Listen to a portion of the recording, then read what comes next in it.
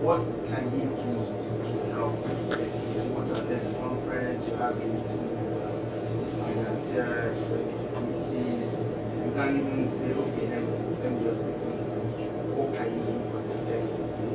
What can you do to just help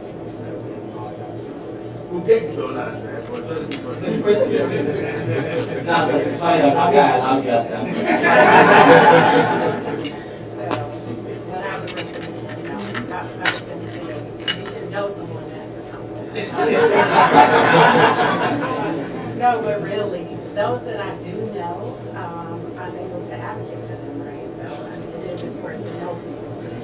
But no, really, following the process, a part of increasing trade and investment is to get that flow of people going back and forth to the United States, right? Like that's the primary goal of consular officers, to facilitate trade and investment, right? Business.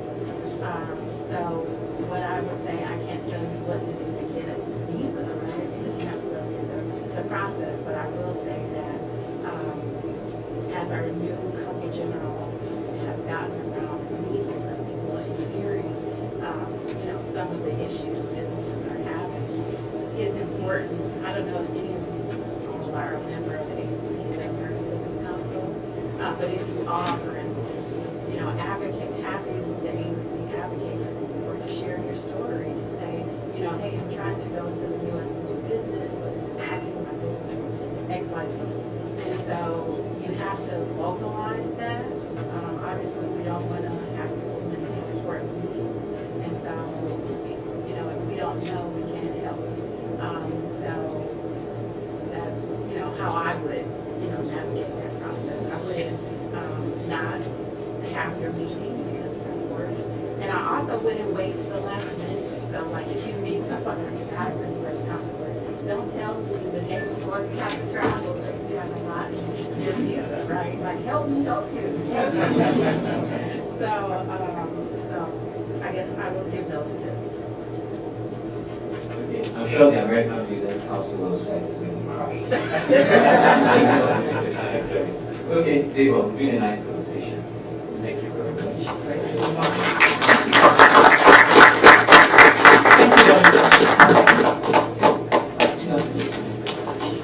When this was going on, something that was running through my mind was my primary school days. I don't know if you studied in this one. You had to represent your school, so you see, look at it, co-editors, panel producers, co-editors, athletes and keeper, and all that. So I think that's what kids are. Thank you very much for the opposition. Like, but I love this. Cancel video. I think I'll just move on to it. Right, so thank you very much for that discussion. I'm sure we're learning a lot. And the American business community, I think we should all be part of that. And get our business. Yes, but it's not to Japan, please. We in Africa, we need to be in Nigeria to do the business. There's no better time to be in Africa and Nigeria. So there was also with Japan. For those who don't know Japan, I'm sure we all know. But Japan is just something that talks about people moving somehow. Yeah, not everybody's going to Japan. So for those who are here, let's make a difference. So we're going to catch up with us, and then I think I'll hand this over to Suji to manage. Suji. Thank you.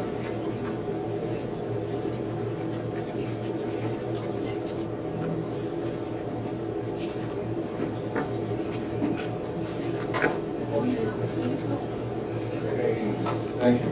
So,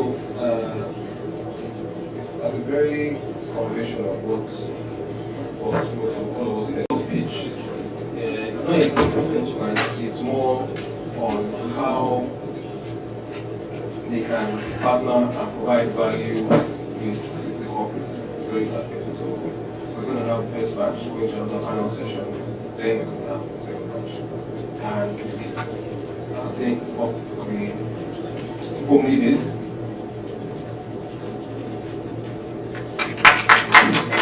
So, very interesting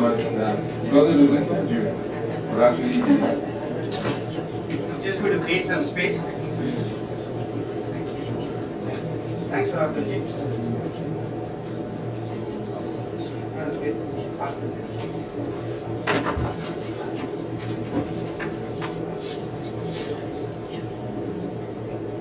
everyone. So we spoke a lot about partnerships, and the partnership we are going to talk about is not going to talk about you investing in us. It's going to talk about us helping you make more money. Interesting, right? How many of you work for a manufacturing company or represent a manufacturing company, especially FMCG? Just a quick show of hands. No one? I have some brothers here. Interesting. Omni Retail is a platform that is transforming the way traditional trade happens in developing Africa. Traditional trade is a significant part of the overall trade. 57% of every common man's wallet is spent on consumables. 57%. Even though everyone has an iPhone, iPad, and iPod, and Apple products, but we are talking about the products we consume on a day-to-day basis, which is rice, curry, pounded yam, noodles, pasta, everything is the consumable product. These retailers have not grown. The retailers who are your neighborhood retailers who provide everything you need in your house have not grown because they have been essentially super small, and they don't have the working capital required for them to scale their business. Their existing working capital is diminishing over a period of time with the devaluation we'll talk about on a day-to-day basis.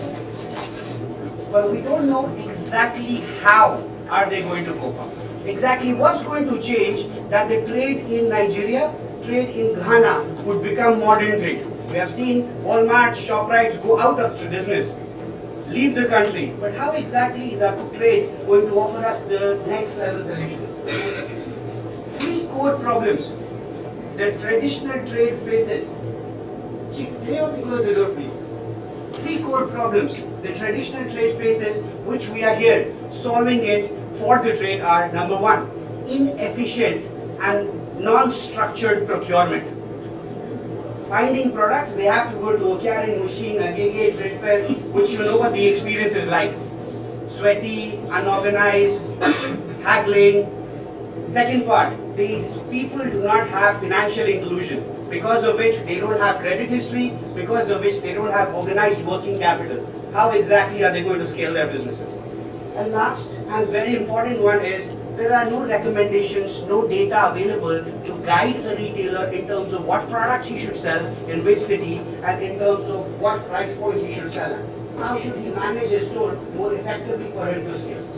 This is the problem we solve with Omni Retail. Our three solutions on a single platform help us quadruple the revenues of every retailer on the platform. How we do it is super unique. There are people who replace the distributors, and replace the logistics providers by creating their parallel infrastructure. We do it by digitizing the existing infrastructures. So those of you who work with FMCG, your distributors are onboarded onto the platform. These distributors are provided a DMS solution onto our platform for them to manage their inventory and their orders efficiently. Logistics providers in those areas, a DHL and a FedEx to provide, those are the logistics providers we onboard and digitize them. And finally, digitize the last mile retailers servicing your streets to move forward. In the last 3 years, we started in 2019, in the last 3 years we've got great traction. We have reached an annual turnover of $200 million. We have reached 65,000 active retailers on our platform. But the best part is we have learned and built a system to retain these players, these retailers on our platform. Today, we talk about owning 40% of their entire basket. That means 40% of what these retailers buy from us. Let's show you exactly how we do it in the next 2 minutes. Can all of you see the application in the center, the orange one? That's what you know us as, Omnibiz. That's the application every retailer gets. These retailers are onboarded by a large field of scouts on the field who train them how to use these applications by manually assisting them on the first and the second order. They can go and see which are the products which are selling fast. They can see which are the products they have purchased in the past. They can segment these products by brand and by categories. They can quickly place an order, and then these orders, very location specific, these orders are then routed to the distributors. Sorry, so what happens? We have 2 minutes.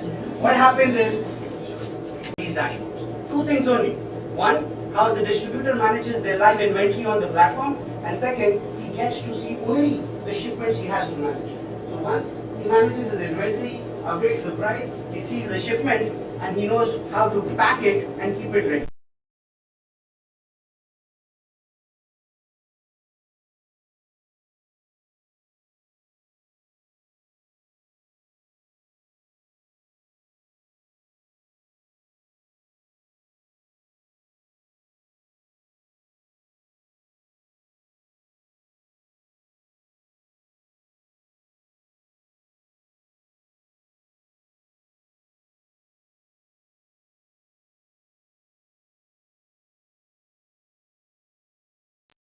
You want to provide a seamless manner for this retailer to be able to pay for the orders this logistics provider has brought.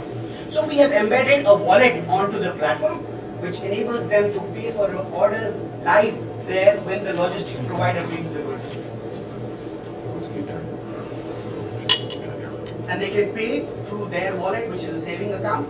They can pay through a credit system, which is backed by us, and they can pay through a loyalty program, which has points they accumulate over a period of time.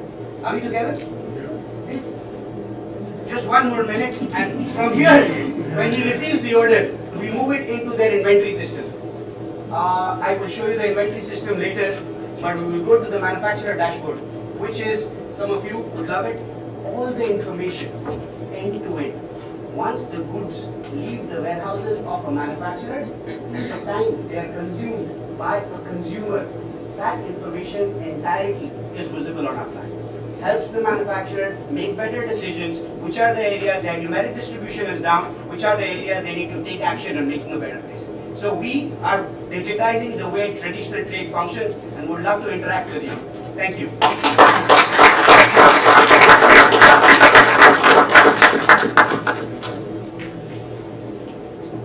Thank you for taking our time to come. The next solution provider is Oyster Finance.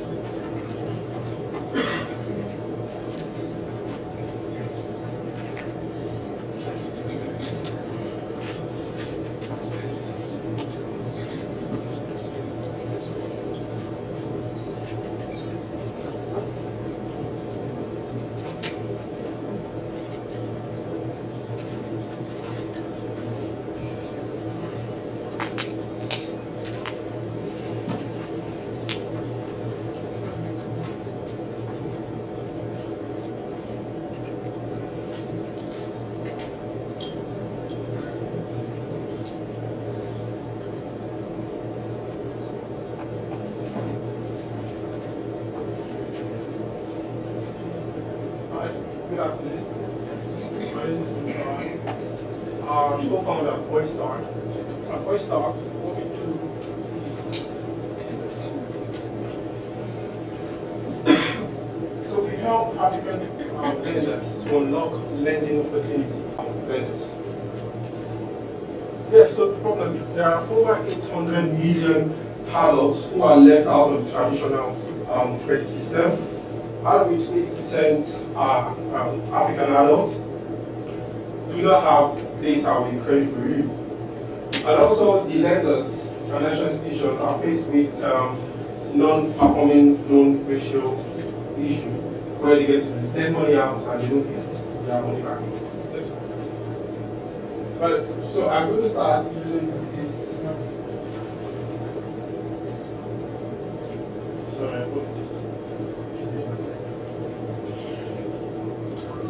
So this woman, the market seller, she sells paper, right? So this woman, she sells paper, and on a daily basis, those transactions with telcos, meaning she buys a card, right? She does transactions with mobile money operators. She saved money with Alajo, popularly called Alajo, SACCOs, Savings and Cooperative Society, right? All these transactions are not registered functionally on the back end. Bankers don't know this woman's transactions, right? And if, for example, this woman wants to get a loan, they'll be like, oh, let's just see your bank statement. And in our books, she doesn't have all these transactions she has done. So what Oyster is doing is we are aggregating these functions together. We are aggregating data from mobile money operators, FMCG, SACCOs, telcos, and then we are creating an identity for her such that she can be able to get a loan from digital financial institutions. Next slide. So we have two products, Oyster TH and Oyster Float. So this Oyster TH, we are being able to create a marketplace for data whereby you can, financial institutions can access data on this set of people that I mentioned earlier. So we provide lenders with a single API to pull, share, and access borrowers' alternative data from telcos, utility bill data, SACCOs, etc. So we have the next product, which is Oyster Floats. This Oyster Floats, we are able to connect lenders and borrowers together using our machine learning model based on our supervised learning and unsupervised learning model. So we're able to give credit scores to this set of people. This is an example of a dashboard for lenders, financial institutions that want to access our data. Yes. There's a whole lot of it. I can't go through, I think about 12 slides for our dashboard. Keep going. Apologies. Keep going. Yeah. So who are our customers? Our customers are lenders like PFD, Lending as a Central Platform, Lend Square, data aggregators, Chain, credit assistant companies. Yes. So in the market size, that's worth over $180 billion. So we play in this sector. Yes. So our traction has, we've only started about 7 months ago. So we were able to raise $125,000 was money valve. And we launched our IBB in May, yes. Acquired some licenses. On our platform, we have over 70,000 borrowers created, 35,000 API calls, $15,000 disbursed during our pilot program, 7,500 monthly API calls. We have 4 paying business and 8 partners. Next slide. Yes, so if you want to be part of our unicorn journey, you can come.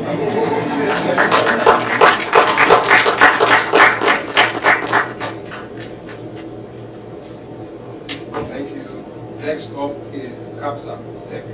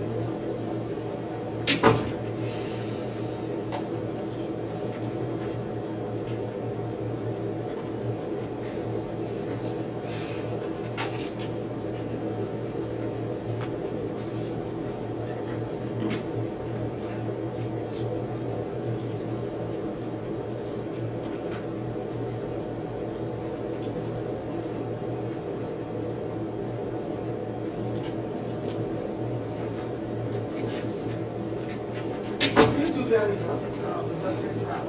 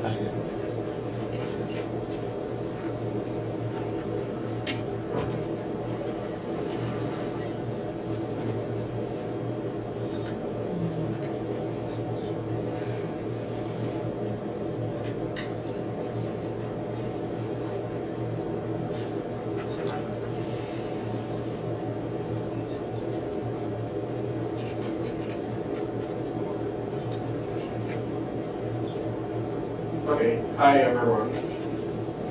Good afternoon. My name is Mustafa. I work for CAPSA. And I'm here to tell you what CAPSA is doing. One of the most amazing things I would say. Quick one. This is the fact, right? That most times corporate businesses don't like to pay early.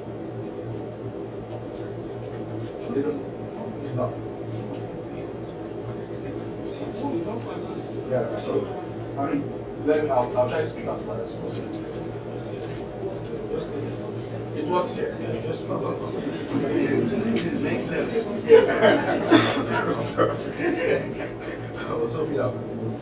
Geofence wireless mouse. Wireless mic. Okay. So I'll try to just. So yeah, so most times, right, we know businesses, corporate businesses like to take advantage of spontaneous financing, right? Nobody wants to pay, they want to like delay to 60 days and the rest before they get to make payments. But the challenge with that is there's a guy down there who is being impacted, right? Because he's not getting his cash and or digital lender to get funding, then it becomes too much trouble for the corporate as well to work with the banks, because the banks and everybody's bugging your phone, asking you questions, can you validate X, can you validate Y, and it all becomes a mess. So what we've done with CAPSA essentially is to create a solution that plugs that gap, right? That helps corporate businesses, give them that flexibility to decide when they want to pay. If you want to pay in 60 days, it's fine. If you want to pay in 90 days, it's okay. Or 120 days, whatever it is you want to pay. But at the same time, gives these vendors or the suppliers the needed liquidity to fund their working capital and take on the next business opportunity. So they don't have to be part of the 70 or 80% of businesses that die within 2.5 years, right? So that's what we've done essentially with CAPSA. We've been able to bring together, we've been able to build a platform that puts together all the parties in the single place. The corporate business, right? The small businesses, as well as now financiers or asset managers who are the third parts, right? So what happens here is these businesses can trade or sell their invoices to asset managers at a discount, right? Leveraging based on the confirmation that the corporate business will provide. So what we do essentially is we work with the corporate businesses to validate claims made by their suppliers and then make those invoices a tradable asset that asset managers can buy or investors in general can buy. And that way, you are giving the big businesses flexibility to manage working capital, you're giving small businesses the liquidity to grow, and you're creating a new asset class for the fund managers as well to diversify their portfolio. So we win for everyone, right? Good stuff. So essentially, how does this work? Right? Very simple. In these 5 steps, it captures the problem. The first thing is once the supplier is done with making their deliveries or providing the services, they could easily list that invoice onto CAPSA. Once the invoice is listed, right? We connect directly with the corporate business, right? Through APIs and the rest, to validate the claim that the supplier has made. Once that claim is validated, then the invoice goes to a bidding page, right? Multiple asset managers can now make an offer. For the first time in Africa, small businesses can have a say in what financing costs will be for them, as opposed to a single individual or a single finance house telling them pay X%, right? Multiple investors or financiers can make an offer, and the guy can look through the offer and see which of those offers matches his own interest or his own cost and select that offer. Once that is done, in conjunction with our banking partner, Stanbic IBTC, we facilitate payment and settlement with all the parties, right? I know someone talked about rates earlier, about small business not being mindful of it, but trust me, we know this process and we handle everything end to end, domiciliation, ensuring that execution rate is done and everything is right. I mean, the founders do have a risk and banking background, so everything is covered from that end. So we've been able to do this successfully with very limited post pilots. Limited post pilots, and yeah, and in between Q3 of last year and now, we've facilitated in excess of $16 million for businesses. We've worked with close to 300 small businesses so far, and we've worked with some of the top corporate businesses you can think of. So we've done this on a limited scale, and we are very, very open to collaboration. We are very open to partnerships, and we are happy to work with any of the big guys or asset managers or financiers who must buy invoices and asset class.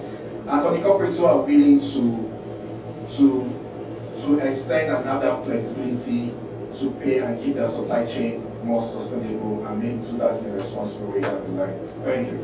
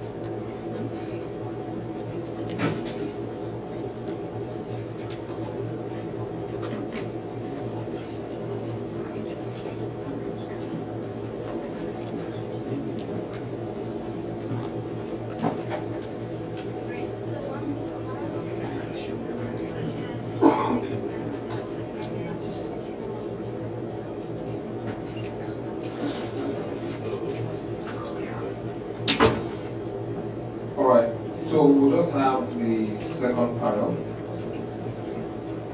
and people will be answering that. We have Daisy Shukon representing presidencies and the Nigerian Stars of the Daisy.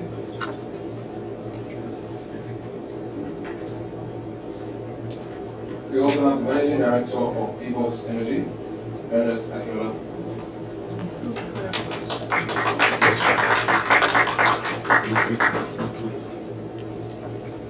And the CEO of Factoring and Supply Chain Finance, Mr. Larry Bagari.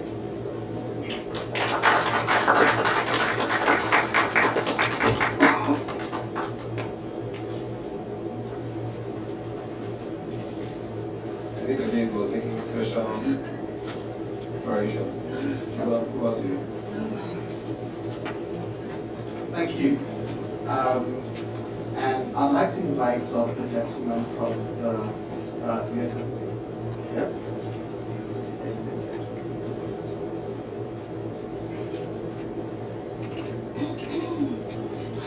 And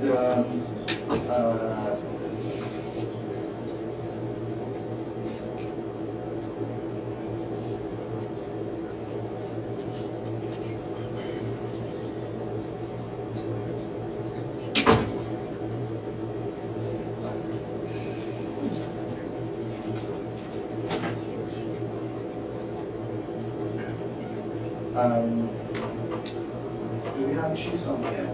Of the Deputy High Commission? Yeah, Chisom.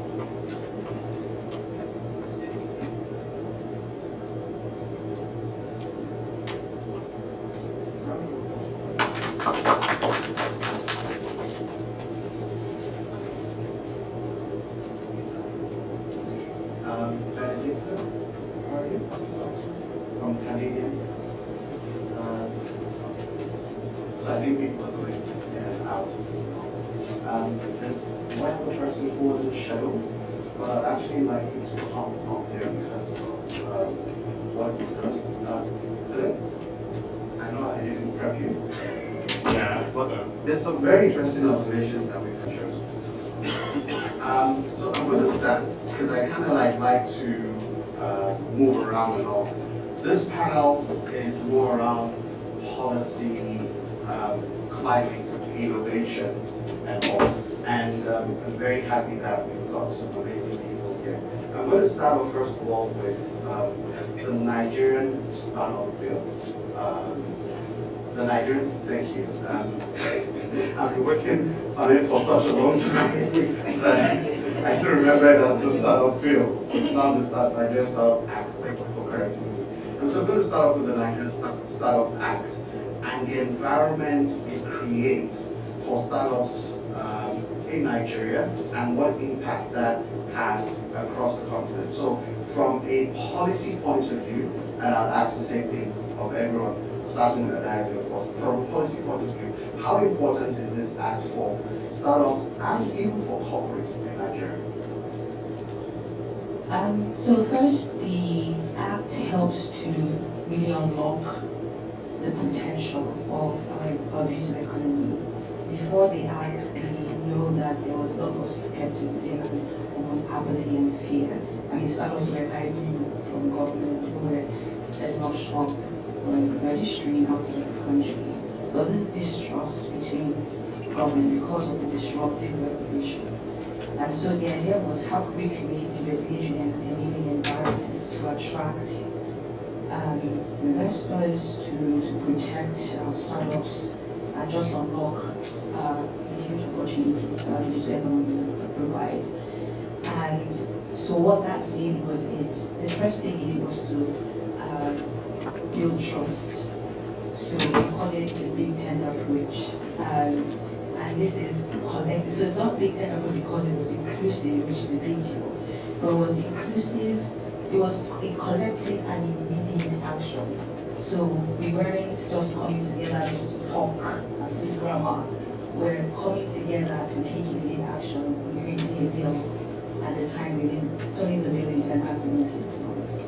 And so what that did was not necessarily the vision of creating this successful digital economy where if the policies that enacted would create more jobs and attract investment.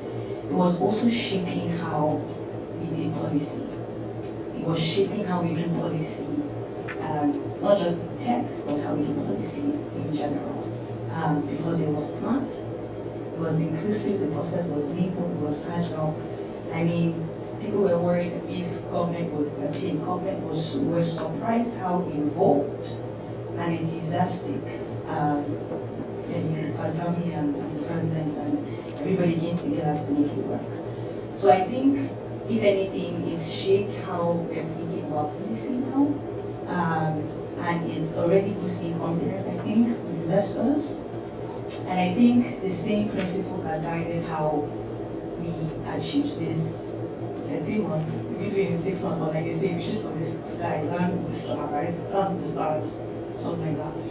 And now we have that, and so everybody is working on this. So the game changer will be taking the same principles to implement it, because it's not just enough, right, to have an act. We then have to translate that into action. But we believe the same spirit and the values, this collective and immediate action, this attitude of doing things in a way that works for us. I mean, it affected thinking from how we had MDs and government representatives on WhatsApp having conversations. We had different ecosystem groups on WhatsApp. We had different town hall meetings. Even donors had to rethink their process of funding because it was urgent. So we didn't have time for, yes, we know you have a long process, but we need to get this done now before elections. What can you do? And everybody just kept thinking. It's that innovative mindset around processes, people coming together to make stuff happen on record time. And how has the environment and even the policy changes, have you seen it, and what kind of policies would you like to enable in the Nigerian ecosystem? Okay, thank you, Debo. We actually named six. We didn't have Debo on it, so every time that I get to say Debo, wake up. Yeah, so B-Box, we're the fastest growing renewable energy company in Nigeria, and we're the biggest in Africa. We're in DRC, Kenya, etc. Nigeria offers phenomenal potential. The opposite of Ghana. Ghana has 85% electrification. We have 15% electrification. Forget what you read in the stats. When you go into the rural communities, places like Akure, in those states, it's dark. It's just black and we can't sell enough of our products. So, we provide solar home systems to the bottom of the pyramid, rural community, and it's capital intensive. We buy in dollars and we sell in naira to the lower economic class. We're doing a phenomenal job, not just us, but several other competitors as well. I think they're competitors. Well, the point is this: when it comes to VAT on electrification projects, VAT duties for importing our products, for what we are doing in Nigeria in terms of electrifying Nigeria, driving productive use, we need much better policy on that. We need a huge policy shift on this, because I know in DRC, my colleague in the MD of DRC, they are just on the verge of negotiating no VAT on solar products, right? And we need to adopt a similar forward-thinking approach for Nigeria. Nigeria needs electrification. I remember Omola Johnson when she was Minister of Communication. I'm a telecoms guy through and through. Just recently joined into the solar movement. And she used to say that once we have digitization, and as you know, our Vice President says, once we have power, Nigeria will be transformed, right? So we're making that shift from just solar home systems into productive use systems. You know, the small barber shops, these are all productive use systems. B-Box also has B-Box shakers as well. So we have a lot of work to do in Nigeria. We haven't scratched the surface of solar renewable energy. It reminds me of 2001 when telecom started. That's how it feels now in renewable energy. The sun is the most abundant source of renewable energy. It's the gift that keeps on giving, and it's inexhaustible. The Nigerian government to policymakers to really make it easier for us to keep on doing impactful work. Thank you. There is a follow-up question, but I'll come back to you on that. I'd like to ask you, sir, a little bit about your business in terms of factory, and how important is that, especially in line with policy, and as Abezi and the team have shown on the blueprint on how to actually engage with government. Okay, thanks very much. And thank you for inviting me. Over the past 4 years ago, we'll be at the forefront of deepening the financial market.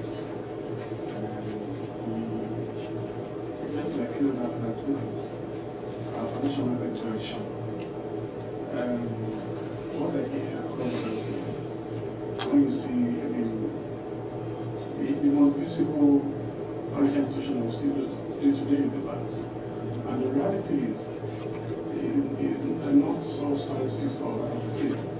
So, within that context, we've been trying to, from a policy perspective, we'll be at the forefront because we are a licensed organization by central bank. Of course, the moment you have regulation of a particular initiative, you see the multiplier effect. And for the past 7-8 months ago, we've had some development agency coming about collaborating with the working group that we have in Nigeria to deepen the development. I mean, specific example I would say is GIZ, the German agency. They've been working with us, up with the regulators, and so that we can have the particular part of the financial activity. Because the reality is, everybody just like one of the spoke earlier, Mr. Pascal, about the problem is trying to solve. The resilient market is huge, and everybody has one receipt or the other. You know, whether it's trade, whether it's manufacturing, whether it's construction, I have receivables. Even the professionals have receivables. You know, of course we have that problem, so we should try to solve. And one of the major critical things here for us is the risk. I always tell people, no matter how much you have in your balance sheets, if you cannot do this, you cannot ignore. That's the issue. So, but so far so good. The regulators, the other parties, and of course the big boys, I mean the people that added most, which is affecting them. Because for example, let me give an example. Today, we struggle to get dollars for importation, and we struggle at dollar cost. And somebody somewhere, I appreciate that kind of country. If I don't get dollars to import from US, from China, from UK, it's living in Ghana and we're looking for dollars. So that must be a tool to be able to trade among ourselves. And that's what the issue of factoring comes in. So I think we're making progress gradually. For almost like 3 years ago, we have a business assembly, which is being promoted by African Bank, called factoring model law. Because that kind of regulation, reform, without those reform, we need to let this fail. Because we actually need a market of them to start, so that there will be multiple sources of funding for businesses. You know, you can't solve the problem with SMEs, but those SMEs that have credit counterparties, you can take the credit risk of the counterparty and avoid liquidity. You should be able to do that, which is the whole essence of what we do for the past couple of years. Thank you. Thank you so much. I would like to come to you now. You heard what the Nigerian companies or companies in Nigeria have said about the problems that they had. From your end, from the foreign end, how do you see the environment and what impact, what are the things that you guys are doing? Thank you. So, from our perspective, we clearly see that there's an access to funding challenge for businesses and startups in Nigeria. And we also see that there's a problem of the enabling environment for these startups to thrive. That's why what Adesi said is so important. But I think that beyond, the policy, there's a need to both implement it and localize it at the state levels, so that startups understand that this policy is not just on paper, but it is a living and breathing thing, and they can access it. They don't need to come to Lagos or Abuja or the more developed tech centers. That would be one perspective. The second is that that's why the work that we do under the UK Tech Hub is so important, because one of the things that we do is that we make it possible for startups, local startups here in Nigeria that are tech-enabled, to partner with their counterparts, especially in the UK. So we provide market linkages. That's one. So it was interesting to hear some people complain about not being able to travel to meet their partners in the US. That's something that your foreign partners or your foreign counterparts in the UK. And then secondly, we do a lot of startup support and growth programs, but especially tailored for women, because I'm sure a lot of us will agree that women face, and maybe I'm biased, but face more challenges when it comes to accessing business support and funding. And that's a problem that we're trying to address with the Future Famous program, which is in Nigeria and in some West African countries where women gain access to tailored support, mentorship, and access to funding opportunities. And that I think is very important. And lastly, I'd just like to add that access to energy is very important, but last mile access to broadband internet access is also very important. So people in last mile communities, for every time they have lights, I believe, personally speaking, that when people in rural communities have lights, the next thing to begin to think about is internet access, because that's the only way that they can, that's the only way to really close that barrier to digital inclusion and stimulate the local digital economy, which is really foundational to the work that we do at the hub. Thank you. Thank you so much. And finally, this is from Philip. Again, apologies. So just confess, I said some, and I knew I was going to set him up at this time. For you and for the guys from your perspective, you've lived in Germany and you've seen how innovation works, especially in the manufacturing sense. And then you've come to Nigeria now, you're with a large multinational, and then you're seeing lots of issues. So from a policy, and beyond even policy, even thinking more of things like climate as well, how is your work impacting, how do you see the potential impact of your work and the entire team in Kenya?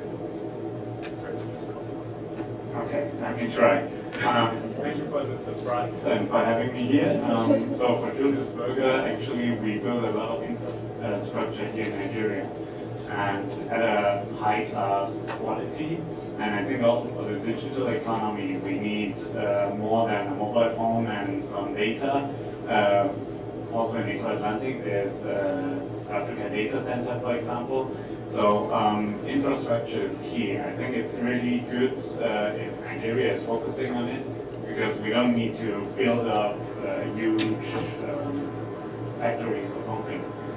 If you really can scale in a digital startup, you get a laptop, you have your knowledge, you can get it everywhere on the internet, how to program. So you should really focus on, is there any real pain point, and can I solve it not only for Nigeria or Africa, but maybe it's a low-cost solution which can also grow over the continent and over the whole world.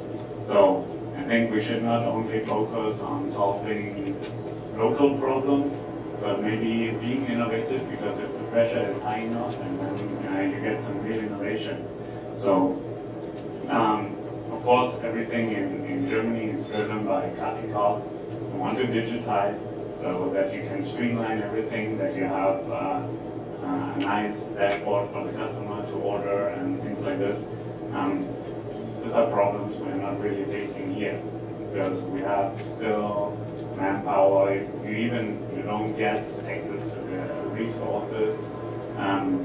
The current situation in Nigeria is difficult because you have to import everything from the machines. Nothing is really manufactured here. And then thinking about digitization is quite difficult. So this is a different environment. But if you start with a startup, then I would always are dark. And we have solar. Now, there's a lot of push globally around sustainability and innovations, just using a lot of climate tech. I don't want to use that word, it sounds like a buzzword, but more around, leveraging the sun and things like that. So, how would you say, thank you, leveraging clean energy, what impact do you think that has on us? So for example, and please forgive me, I hope I don't get shot for this. I came back to Nigeria and I decided to move to a doctor. One of it for me was clean air, clean water. Just the impact of that was very, very important to me. So in terms of clean energy and clean tech, what impact is Bebox is doing to the environment? And then what do you think, there are lots of companies in here, what do you think companies should be looking at? What should they really be doing in terms of innovation in clean energy space? Yeah, thanks for that, Bill. I'll say my name again. Yeah, I mean, so in terms of the impact solar energy has, it's basically, like I mentioned, you can have it for your home use, and we've seen the impact it has on people doing their studies at home, they have lights and electricity. But I think it was Chima that said, and I think I made it point as well, digitization and energy, that is the panacea of our problems in Nigeria. I mean, some other things need to be fixed as well, governance, etc. But those two key the dynamics will significantly change and enhance the economy. Our HQ is in Rwanda. Rwanda is now full of Nigerians actually going and learning, and everything works there.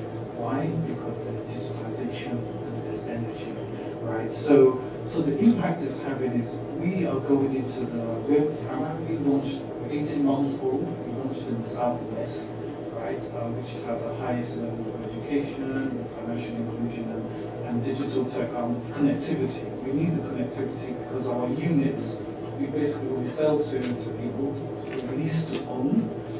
If they don't pay, then we can turn off the units remote, right? But basically, what they use it for is a whole range of productive uses, right? The woman selling tomatoes at night, the woman selling provisions, they need the light. Fans, we can't own our own fans.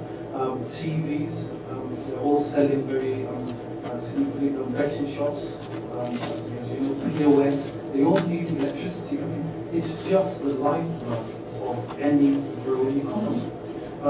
If you then add on digitization, I mean, I know Airtel has been in lots of that space, and I'm the next telco person as well. So you combine the two of those, and it's a phenomenal impact.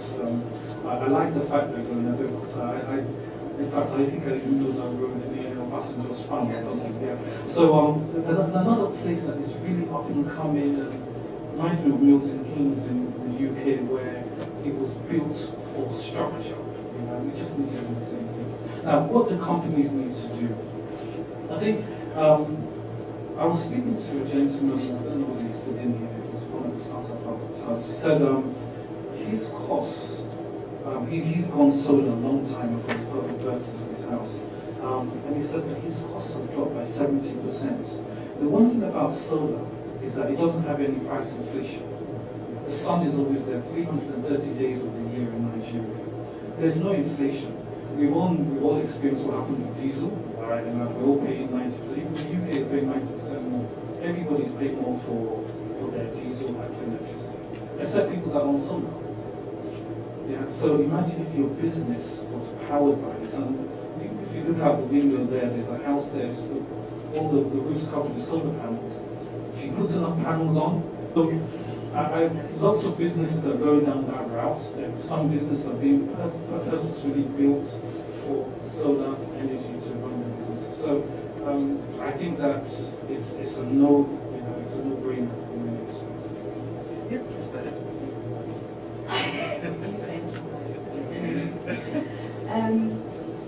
I think I want to sort of dare us to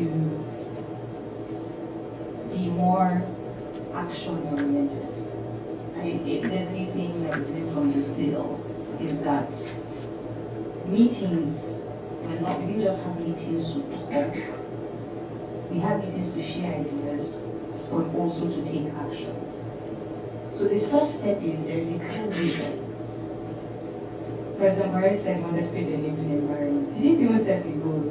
We were not that set the goal. But there's a climate change vision, right, that he signed, 20% gas emission, not climate change, that's carbon, 20% gas emission reduction by 2030, right? 2030 is almost here, and I'm not sure what we're doing. So we're all working in cyber, doing amazing stuff, like look at what we're doing, right? But the question is, how do we come together, act collectively, and in timely manner? It's like project management. And we say, if there is this goal for 2030, let's get ourselves, let's give it 2 years, right? Sorry, we are very crazy in how we, let's give it 2 years, let every household have solar panels. If that's hypothetical, I don't know what's the climate change, I'm sure it will be better. But the mission is to achieve this vision. How do we get every household to have power, solar power, panel power, grid power?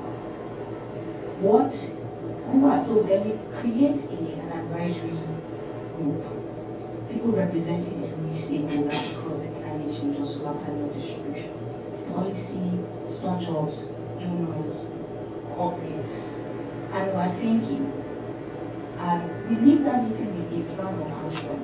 What needs to be done, what are the risks, how much do we need, and we have an action plan with clear timelines and hold ourselves accountable to ensure that every year the number of households have panels. Startups are asking, what should we be building for corporates, who is handling this region, who is handling that region, and by a certain time, we base on goals.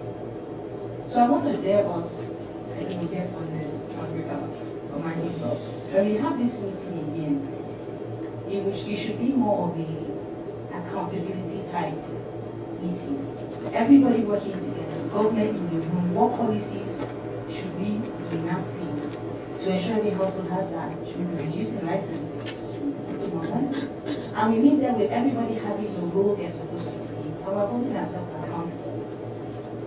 And that's the spirit of the bill, and hopefully we bring that into implementation, because that's the way we're going to work as a country. The way we do it in Nigeria and the way we do it on the continent is that we have to work like this. It has to be deliberate, it has to be collective, we have to be focused, and we have to be intentional. If not, we're just going to be, we'll be talking. We'll just be talking. So I think that's my final comment. It's really this action that we have to take urgently and working together. When you come in the room, everybody knows what the gaps are. Startups can sense, okay, you need this. So I'm leaving here knowing that this is something I need to be thinking about. Corporates will probably need to outsource their R&D to startups, I don't know. And everybody is knowing what we are doing. And every year we're making progress towards. So I think we need to disrupt even how we have conference in place. Thank you for that. I'm just going to go straight into the audience. So if you have any comments or even other questions, we'll take them. I see that's your forte. Yeah, she made a fantastic comment. The industry itself is quite nascent compared to the other verticals like fintech and all that. To the best of my knowledge, there's a bit of collaboration ongoing in the sector. Can we do better? Yes.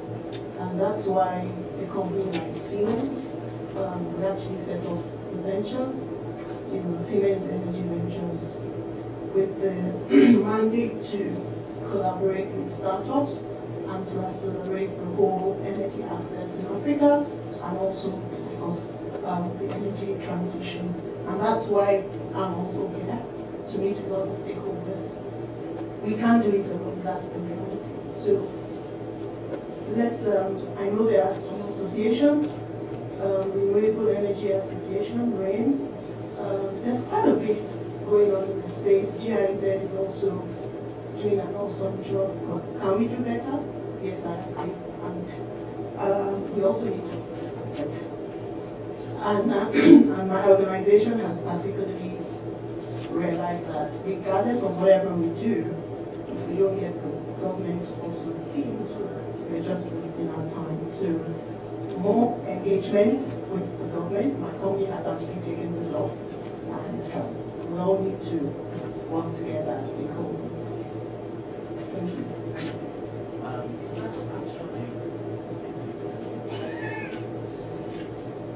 name is Ngozi of Digital Energies. So just learned about what she said. And yes, there is some of the sector. But the truth is, the issue about energy measurement is not it's more specific. There's a lot of potency that I hear your time all for 2 years or 3 years or whatever. The question is, if you do not have a professional content on publishing in this country or in any African region, so there's something that needs to be done. But the truth is that the solution is here. And the solution is not anywhere else. So I'll just enjoy what we're doing for ourselves. So this is space, whether it's a right level, whether it's household animals, whether it's because now we have silicon most places, even if you don't have to guys who follow, guys manufacture gas. I mean, there's so much to be done. So the thing is, for people who are ready, because many companies do without there's a lot of work. And the truth is, even when you try to push forward this issue, you need to understand that energy is not like some kind of bill. Just so that you understand. The energy discussion is not like it's wide. It's a huge task. And we need something very important. But for the first time,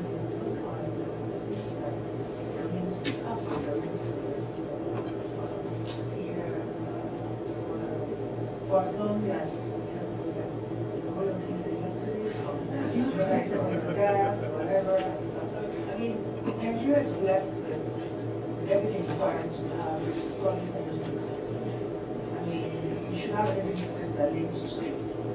This is the state which we have. So things like that. I mean, so super council and management. So it's a huge, so I really approve your vision. It's something that when I know to work with, see what is on the memory and it's just understand it's an energy for the country. It's a huge task. But yes, I hear your message. And I like to say I encourage you and everyone else who's in the space, please try the space and give more voices from Nigeria is a UK energy tech hub, right? So you know that this is where you should be. If you're focused on climate, you should be prioritizing, not just funding anything. So you think the collective action is that when we come together, we can highlight what the gaps are and say what we should be prioritizing. And second, yes, it's not the bill. This is not the bill, but it's the principle, right, that cuts across. Because just saying, look, even when we started, people were like, Nigeria, all what you said about how complex, energy, that was the same type of mindset at the beginning. I mean, we were trying to pass a bill that had several attempts, also the first attempt, right? But it's that same mindset of let's start, let's understand what the risks are, let's get everybody in the room, what needs to be done, let's create a plan, and then just start and see where it goes. It's the same mindset that the Lord will buy had. It's the same mindset all these guys that are building amazing stuff that we admire had. We just have to get back there as Nigeria. We don't think we've done it before. So we need to dare ourselves and challenge ourselves to start building and not playing catch up, but start pioneering, innovation. Even when we build solar panels, I saw one solar but I'm like, we can do better now. I see.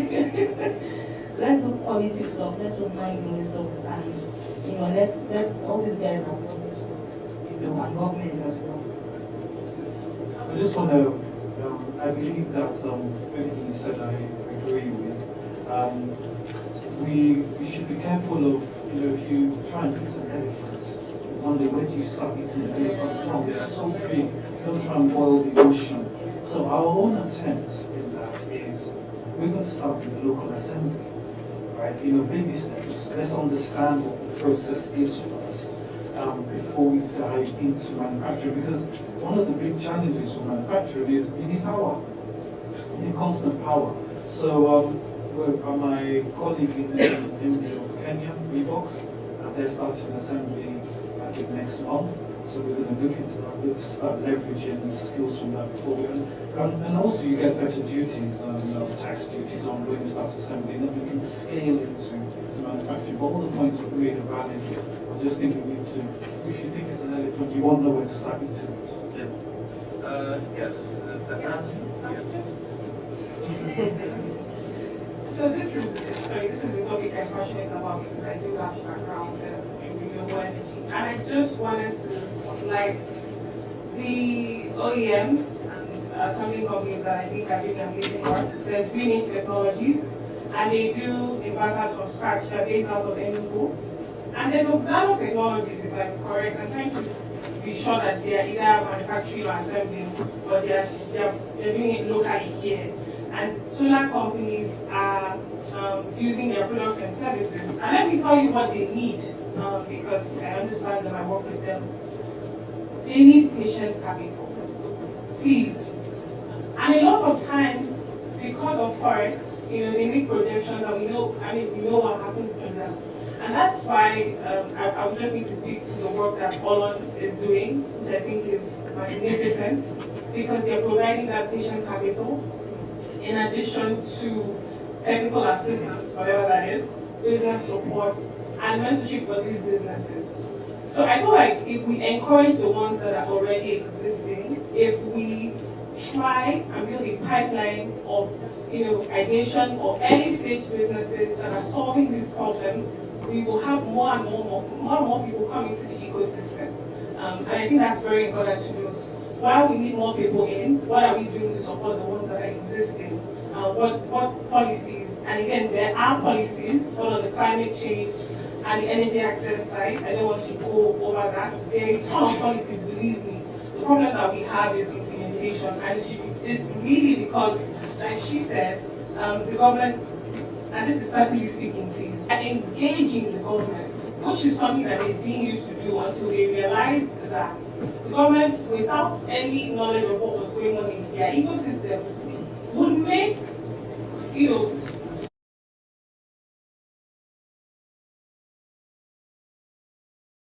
get on the inside. They try to address VAT issues, they try to address supporting tax holidays and the sorts for businesses. Like I said, I could go on and on, but I just kind of like it. Thank you. Just one more.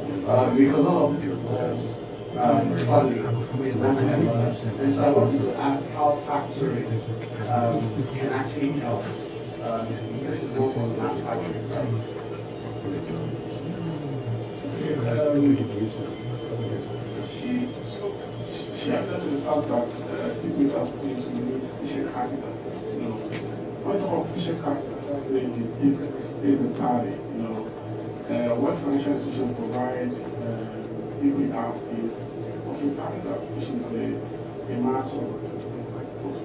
So I think people to approach things like this is to have engagement with those what I call the impact investors, who are in that space, even big multinationals, the MTN,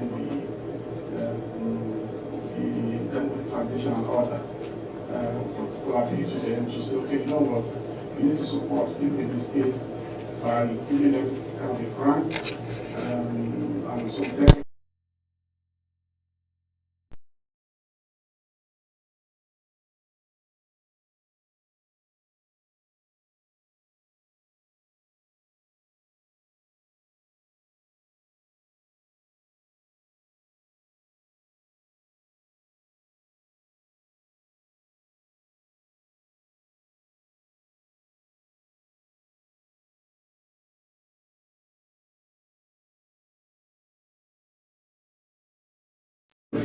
so that's kind of funding people in the renewable space will need, not a traditional banking facility.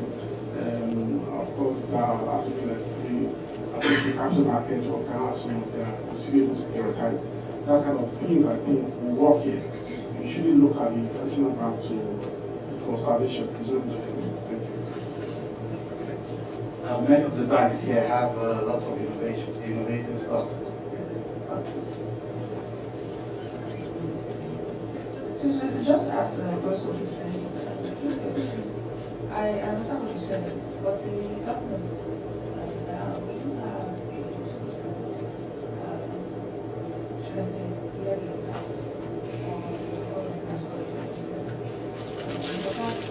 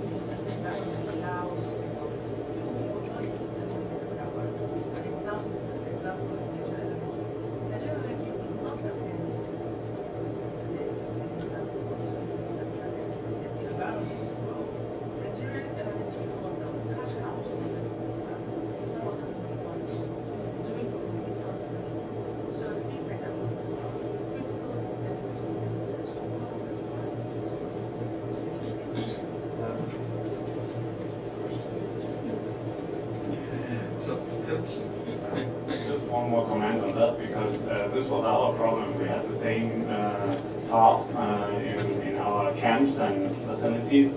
We wanted to use solar panels all over the yards, and LNG is cheaper on a 10-year perspective, so that's why we dumped the project again. And this is difficult if you subsidize it and you want to make sure that LNG is used in the country because it's there and some people are profiting from it. Then you also close the door for other innovations. And I don't understand why solar is not more used, but we couldn't convince the board to pay more in a financial model for the kilowatt hour, and so that's difficult. It's not saving the world or something. It's down to the numbers. Thank you, and that's the last one. Thank you so much to the panel. Thank you, everyone, for listening. Thank you. I will hand over back to Sophia. Thank you, everybody. So before we have the next startups to actually hit the pitch, we want to invite the reason why we have a partnership with Microsoft and others who is ISV and startups sub-Saharan Africa. To see if you please clap.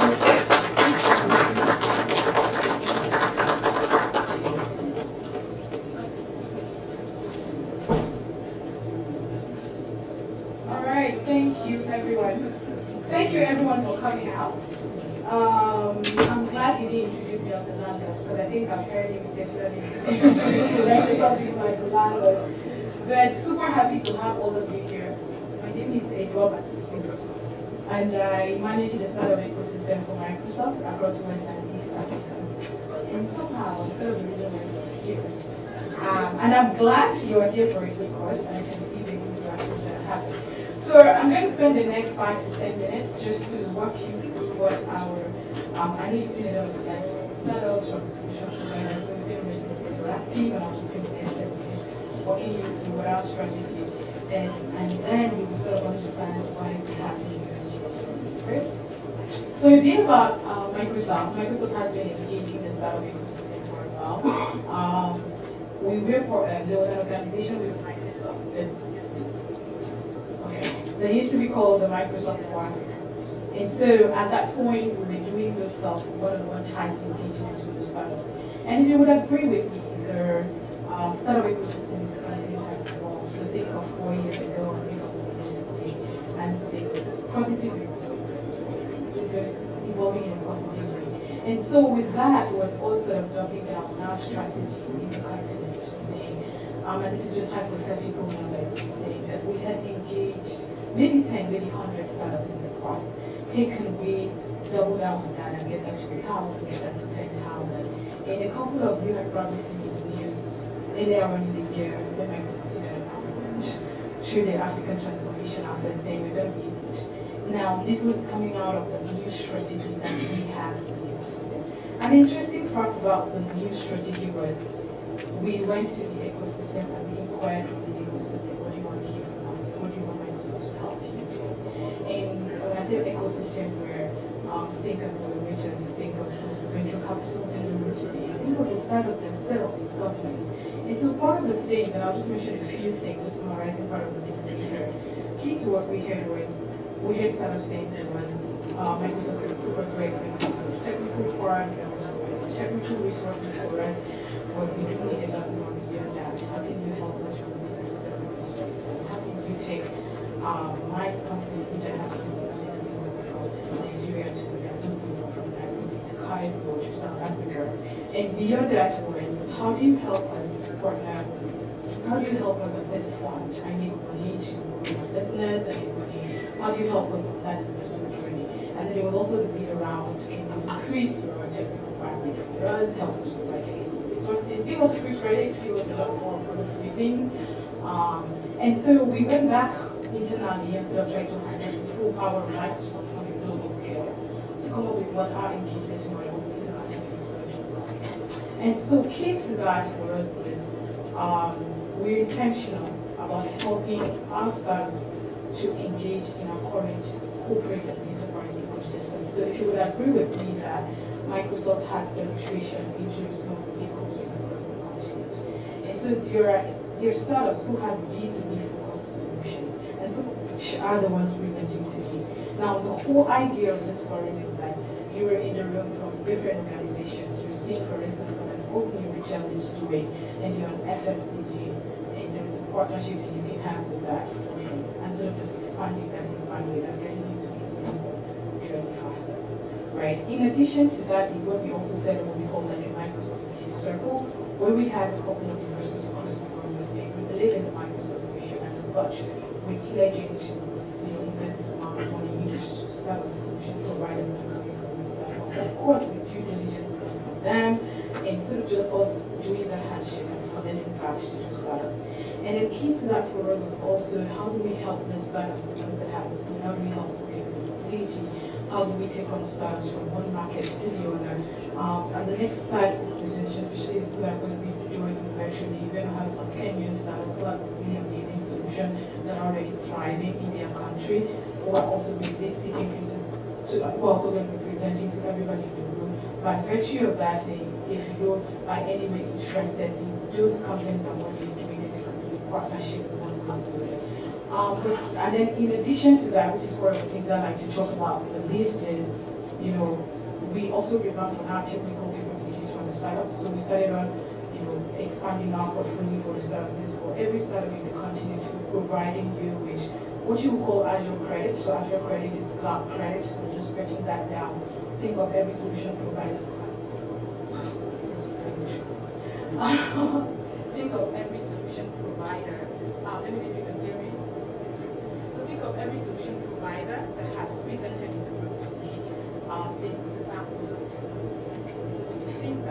startup who are just trying out this business once and really after a while, and then new customers yet having to invest in technology resources, having to buy credit, having to buy cheese. So yeah, we're giving them free to the startup ecosystem. We're giving them credit to achieve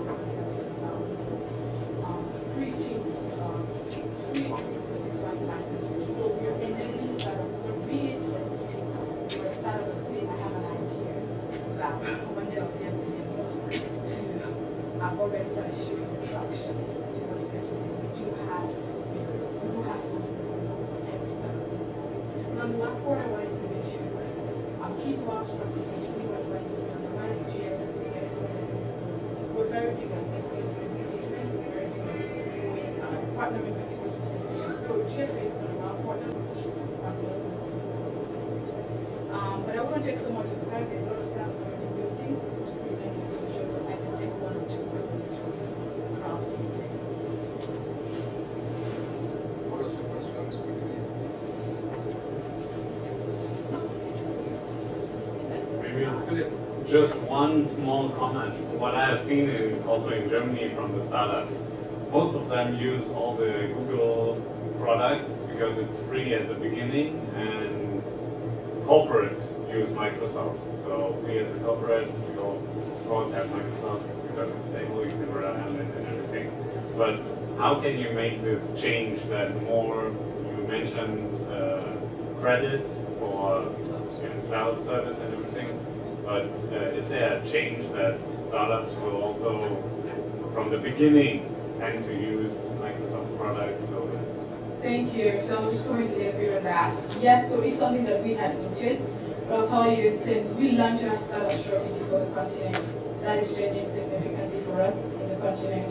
I would probably say that today we have over 1,000 startups between less than 1 year of launch since we launched the African Transformation Office. We already have over 1,000 startups in the continent that are already on the platform. So that narrative for us is what I've been for everybody in the room to help us change and say like, hey, Microsoft has a lot more free resources for you that you can use now. And so in addition to that is us being intentional about helping them open the market, helping them, access to investors, which will end. So the idea is if you're on the platform and you're using free credit for the next 2 to 4 years, we'll recruit it if you're a business that's supposed to stay because, there's some stuff that will still end up folding up.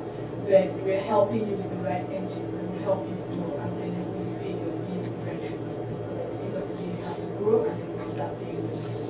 So with the right activities and the right initiatives we put in place on our platform, you will be able to grow and you'll be able to start paying your bills. So it's when you're feeling transactional. Any other question or any other comment, reaction? All right.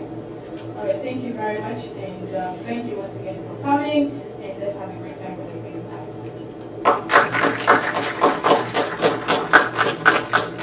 Thank you. So for the guys online, we're going to have Opoxy. Mom, are you ready?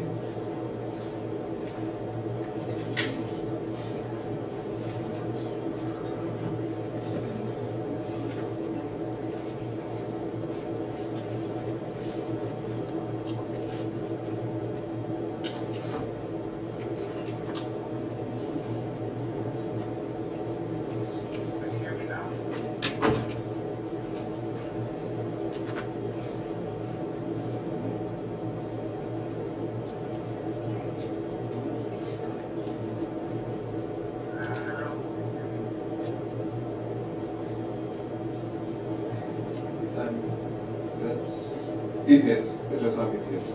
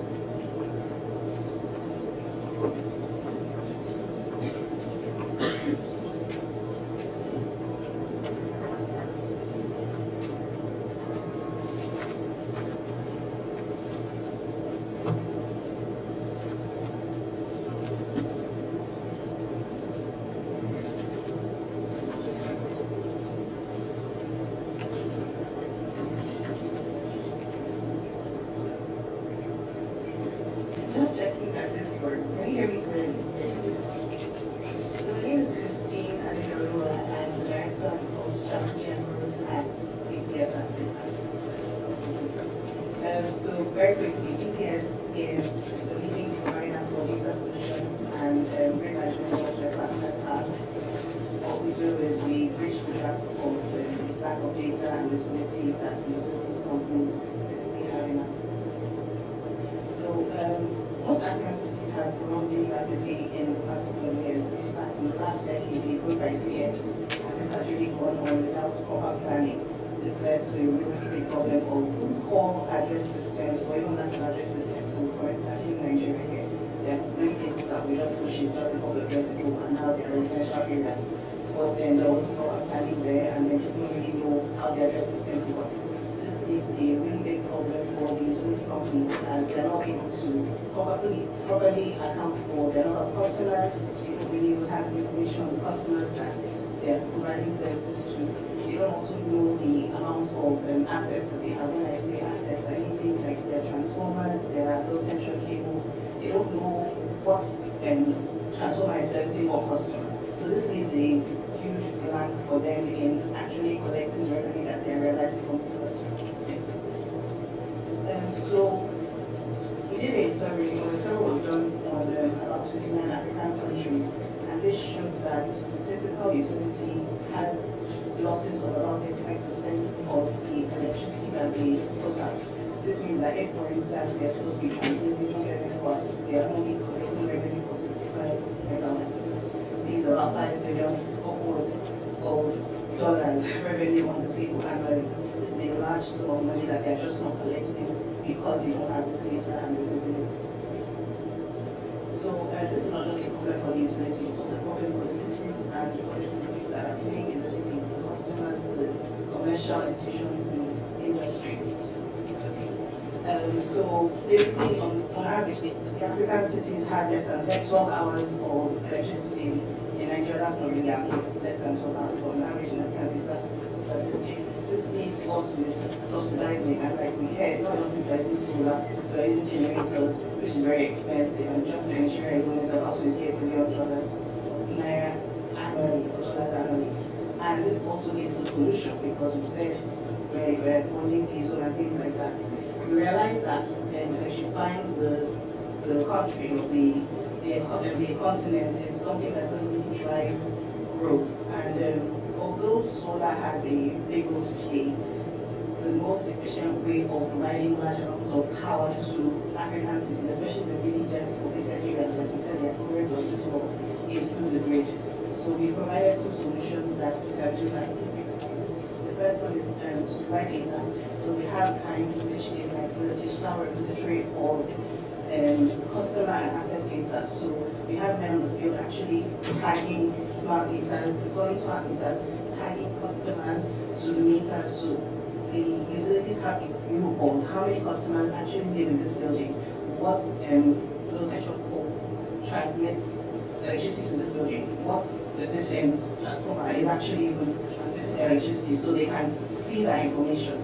With that, they also next slide please. We also provide a platform where utilities are able to manage the amount of energy they are putting out. So there are three modules to this modular platform. First one is the network management module, which sort of uses Internet of Things. We have the smart meters, we're able to see, okay, how much are we giving to this customer, how much are they supposed to pay. The next one is the field operations, where this is the guys on the field, so they're able to sort of predict the outages. Because you have visibility of your transformers, you know that this one is overloaded, this one is having a high temperature. What can we do? We also can assign your technicians to go to those different spots which reduces the outages. And the last one is the revenue collection. So it helps you to give out bills to your customers and also collect payments, things like smart statistics that the national was 7 million in revenue. They also reduce the amount of grid losses and reduce the amount of outages that they have for their their transformers. Next slide. Also for the city, obviously it's a two-way street. We have more energy, so people would spend less as well on diesel and they are generating power by themselves. Then we also have to have light and enhance the economy by about $2 billion. That's all from me. Thank you very much.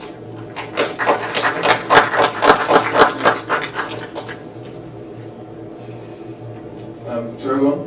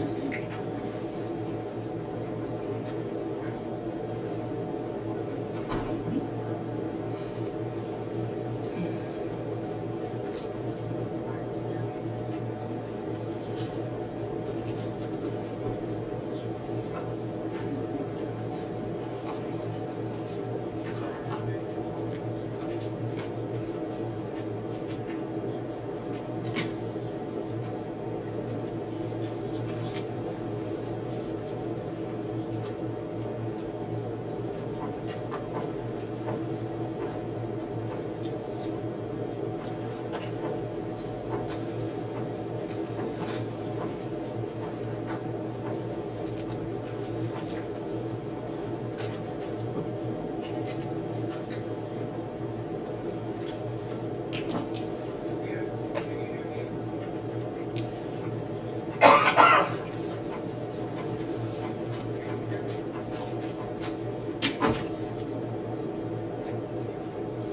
afternoon. My name is Ubanai Kadem.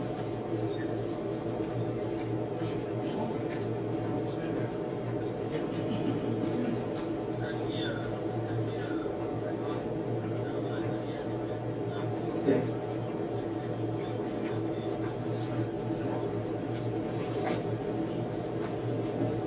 Good afternoon, everyone. Can you hear me clearly? Fantastic. My name is Ubanai Kadem. Vice President Commercial at Saragon. We're a data and martech company. Thank you, Microsoft, for the invite. And I'll be taking us through some of the things that we are doing and how we're looking to collaborate and partner with some of the startups and also enterprises at large.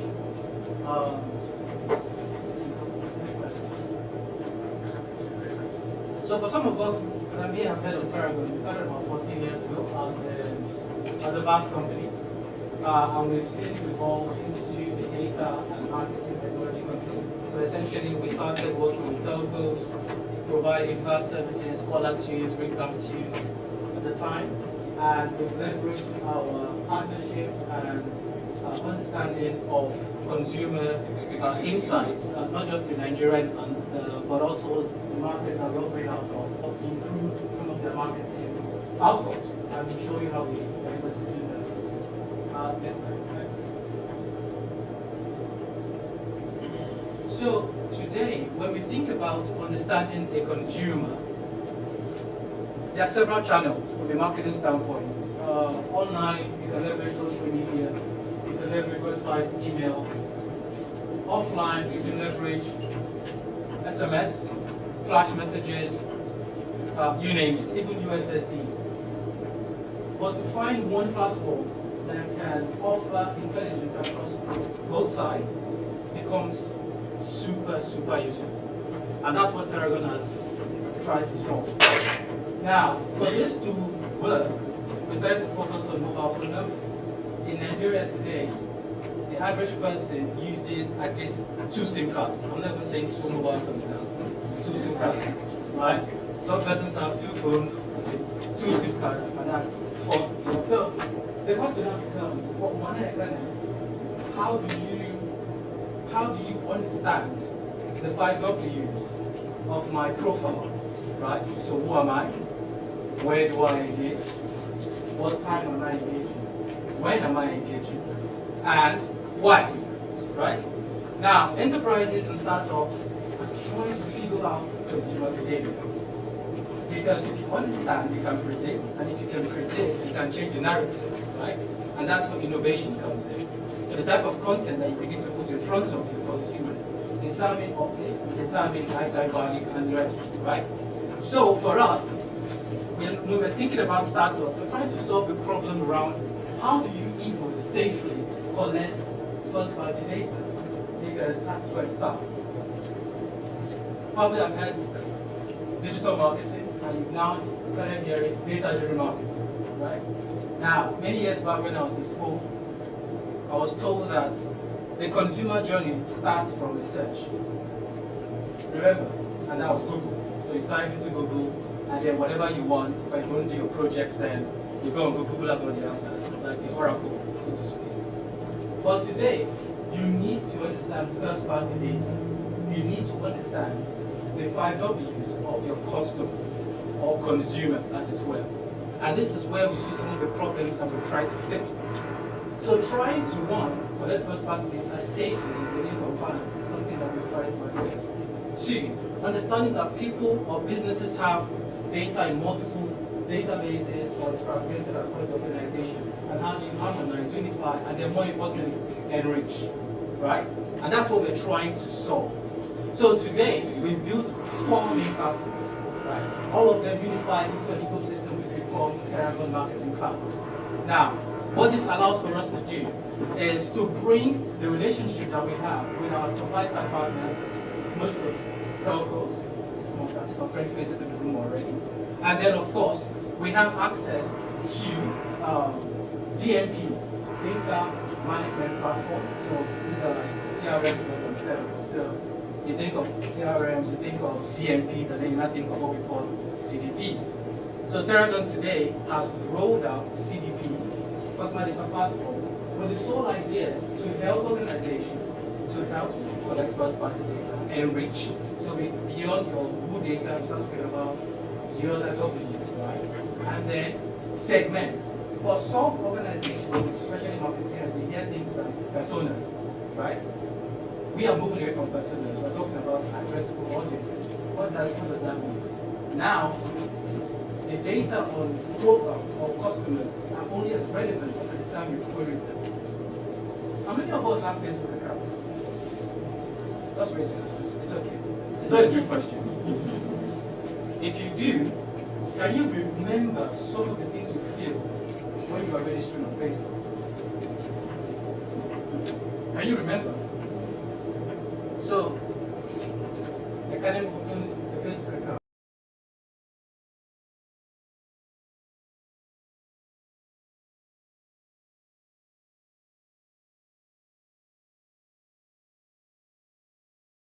When I open my account, I liked Charles. Today, no. I like something else. See? Now I like Jesus Christ. Gospel song, right? So I see the ad, but I'm not taking action. But our past is spending money, right? So you're getting impressions, you're not getting conversions. So what we're trying to solve for is ensuring that the content that you create gets to the right audience at the right time, on the right channel, for the right price. Today, Facebook, Instagram combined in Nigeria alone is about 34 million profiles. Terragon has over 100 million profiles. That gives you relevance. It gives you sharper targeting. We currently work with the likes of Microsoft, but the differentiator is this. We continue to solve for the quality problem and not the quantity. Next slide. So I've listened to several conversations, and I'm super excited to be here. And I feel strongly that we can continue to collaborate and answer some of those good questions. How do we ensure that we stay disruptive? How do we ensure that we continue to innovate? And how do we ensure that we're going to do that safely, within compliance, and for the right price? The verticals that we continue to solve for are listed on the screen. And we would like to encourage more of these conversations and see how we can learn from you. Like I said, I don't know what I don't know, right? So we want to learn more. Also, Terragon today is responsible for 45% of all transactional and promotional SMS traffic in the country.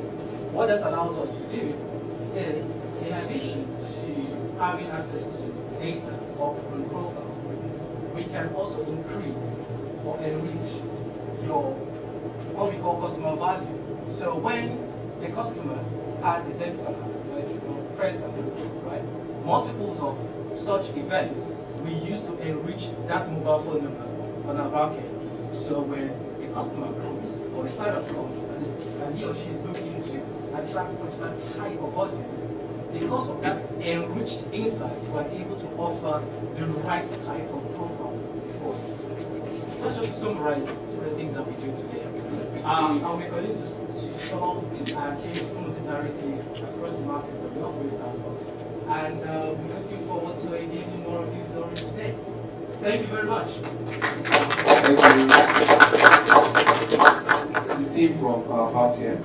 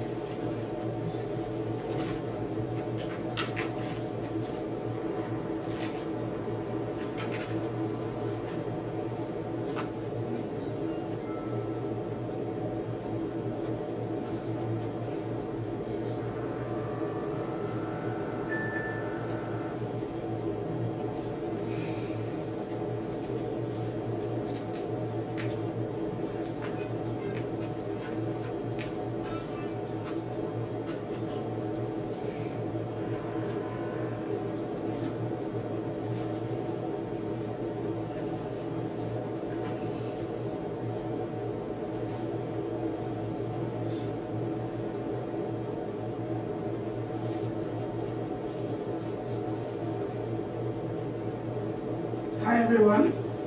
So while we're getting that ready, can we just stand? I've been sitting for so long, it would be good to just stand and just warm up a bit. So all we did when we started was met somebody and then I want you to meet another person.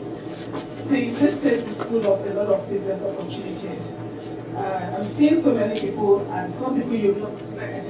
So if you can please stand up, talk to one person in the next row, not the person beside you now, while we're waiting. So it's not good to sit for a long time. That's what you tell us.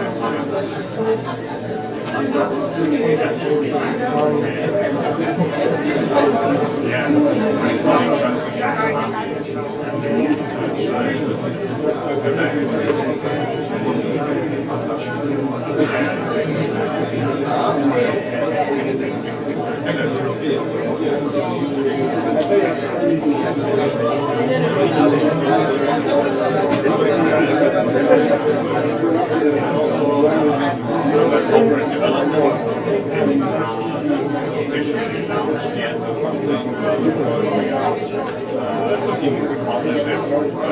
Want to drive innovation. Normally, our department is restarted. Right, thank you very much.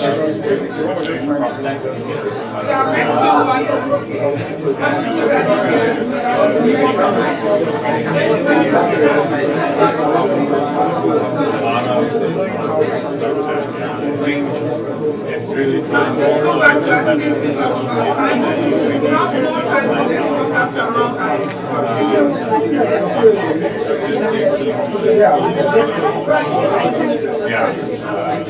Thank you very much.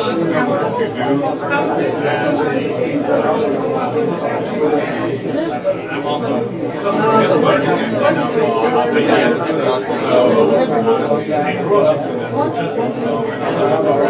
Right, thank you very much. Now please settle down now.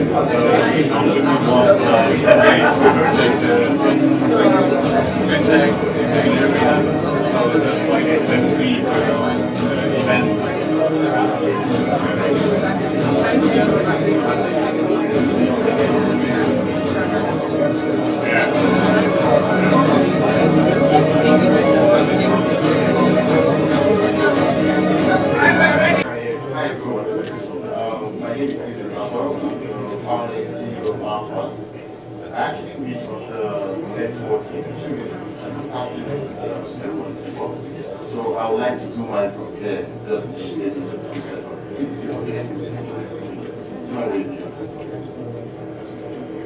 Oh, so it means I have